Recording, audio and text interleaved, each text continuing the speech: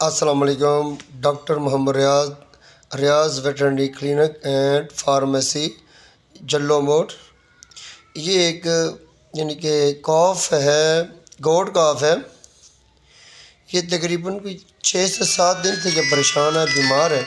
सबसे मेन जो पॉइंट ये है कि इसको पहले ये देखना होता है कि इसको मसला क्या बना है। ये देखिए, इसको हमने खड़ा करने की कोशिश की है।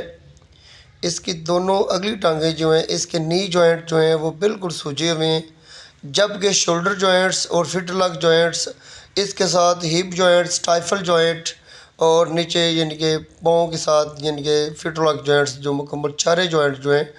वो चारों टांगों के यानी कि सूजे हुए हैं। ये सोजिश क्यों हुई है, हमने सबसे मेन जो डायग्नोज ये करनी है कि ये सोजिश क्यों हुई। छोटे से बच्चे ना तो ये यानी कि गली सड़ी कोई चीज़ खाने वाले हैं, ये सिर्फ अपनी माँ का यानी कि दूध पीते हैं और इसके अलावा यानी कि इसको कोई किसी किस्म की प्रॉब्लम नज़र नहीं आ रही थी। और ना ही तो यानी कि सबसे मेन जो मैंने वजूहत नोट की वो सिर्फ़ और सिर्फ सफाई की थी। नीचे से जहाँ से ये यानी कि बांधे जाते थे वहाँ से सफाई का थोड़ा सा यानी कि ना में इशू आया था कि हो सकता है कि इसकी ब्लैकल जो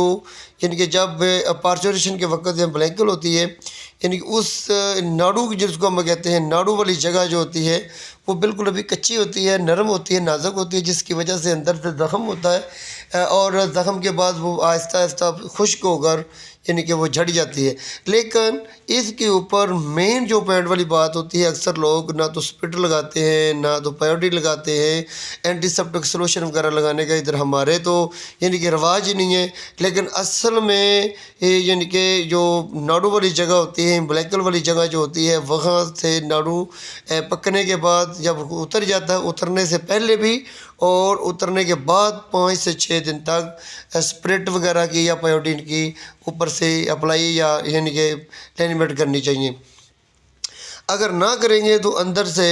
फंगल इन्फेक्शन का सबसे मेन पॉइंट जो होता है ख़तरा होता है। दूसरा बैक्टीरियल इन्फेक्शन का भी ख़तरा हो सकता है। वायरल डिजीज़ जो होती है, अगर कोई भी जरासीम यानी कि ये गीली जगह जो होती है, नमी वाली जगह होती है, जहाँ से जहाँ यानी कि ये कॉफ बैठते हैं तो वहाँ से जरासीम जो होते हैं वो इन्फेक्शन यानी कि पैदा कर सकते हैं। और ये ऐसा ही हुआ है कि इसको तकरीबन यानी कि 6 से 7 दिन से ये मुख्तलिफ यानी कि अपने तौर से और डॉक्टरों से इसका इलाज करवा रहे हैं। लेकिन ये कह रहे हैं कि हमारा ये कीमती यानी कि बकरी का बच्चा है, हम इसका इलाज करवाना चाहते हैं। तो हमें स्पेशली तौर पर इन्होंने इधर बुलाया, तो हमने जब इसको चेक किया तो हमें पता चला कि इसको जॉइंट हिल का मसला है, जोड़ों का बुखार है। लेकिन ये जोड़ों का बुखार जो है मेन पॉइंट तो ये है कि बैक्टीरियल इन्फेक्शन की वजह से है और साथ वायरल इन्फेक्शन जो थी वो हमें इतनी ज़्यादा के नोट नहीं कर सके हम। दूसरा मिनरल डेफिशिएंसी जी यानी कि कॉपर सल्फेट की डेफिशिएंसी की वजह से भी हो सकती है, जिंक सल्फेट की कमी की वजह से भी हो सकती है, फास्फोरस की कमी की वजह से भी हो सकता है,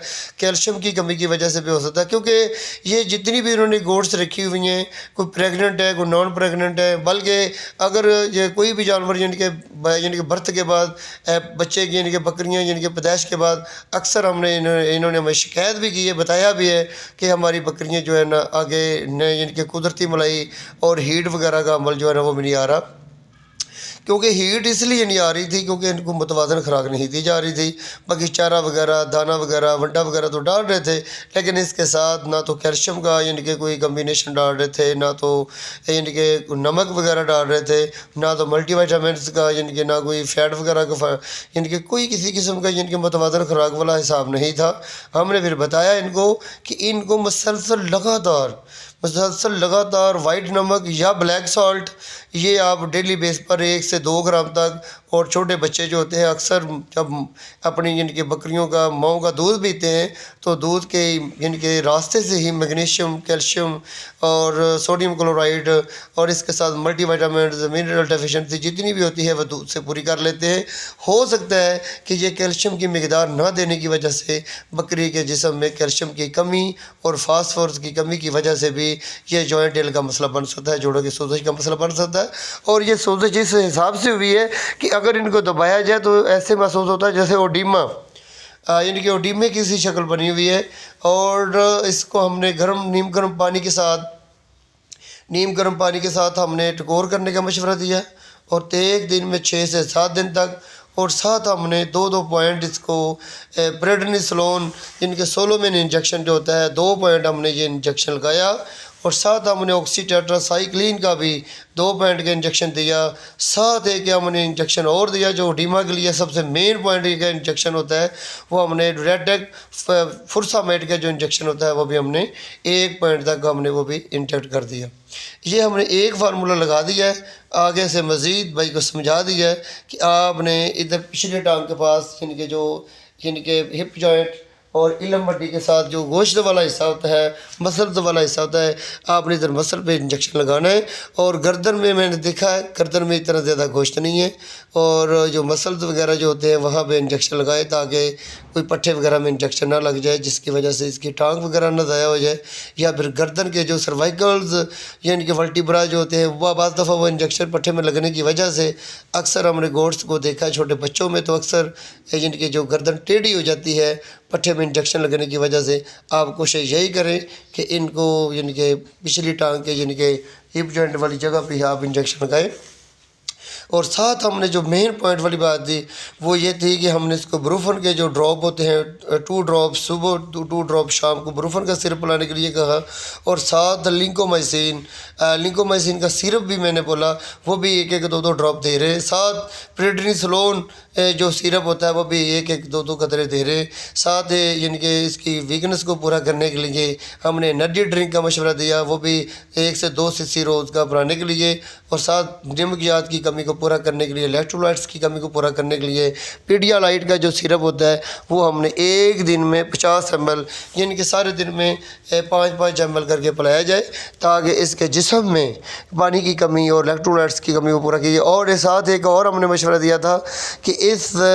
यानी कि गोड कॉफ को इसकी माँ का दूध ना पिलाया जाए, हो सकता है कि इसकी माँ के दूध में ही कोई इन्फेक्शन आ रही हो। हमने लैक्टोजन 1 का जो पाउडर वाला डब्बा होता है दूध वाला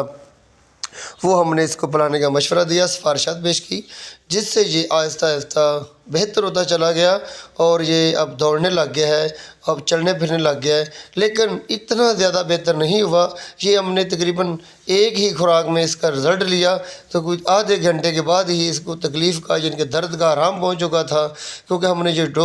डोज़ लगाई थी, जो इनके इसका इलाज किया था वो सबसे बेहतरीन इलाज है। और हमने इसको बता भी दिया था ये हमारा आखिरी फार्मूलेशन है। आप कोशिश ये करें कि इसकी मुकम्मल तौर पर देखभाल करें, इसकी केयर करें, एहतियात करें ताकि जब मुकम्मल तौर पर कंप्लीट तौर पर ठीक हो जाए, बार बार इसको इंजेक्शन लगाने की ज़रूरत पेश ना आए। 3 से 4 दिन तक मज़ीद इंजेक्शन लगाए जाएँ ताकि इसको किसी किस्म की बाद में कोई परेशानी का सामना ना करना पड़े। तो असल में सबसे मेन जो पॉइंट होता है इन बकरियों में जो नमकियात, कैल्शियम, फास्फोरस, मिनरल डेफिशिएंसी को पूरा करने के लिए ही सबसे ज़रूरी होता है। मुतवाज़िन खुराक जो होती है हर जानदार चीज़ के लिए ज़रूरी है, ख़ास करके शीप गोट्स में। लोग अक्सर हमने देखा है कि सिर्फ खुश्क तूड़ी और खुश्क यानी कि जई वगैरह का जो होता है वो और साथ चोकर वगैरह ही डाल देते हैं, इसके हिसाब से चलते रहते हैं। लेकिन ये चीज़ें जो होती हैं जानवर के लिए काफ़ी नहीं होती। जानवर को पूरी इनके मुतवाज़िन खुराक के तौर पर चलाएं ताकि मुकम्मल तौर पर मुतवाज़िन खुराक दें जिससे पूरे विटामिन्स, मिनरल और इसके साथ इसकी जिस्म में इलेक्ट्रोलाइट्स, पानी की कमी को पूरा करने का गौर करना चाहिए।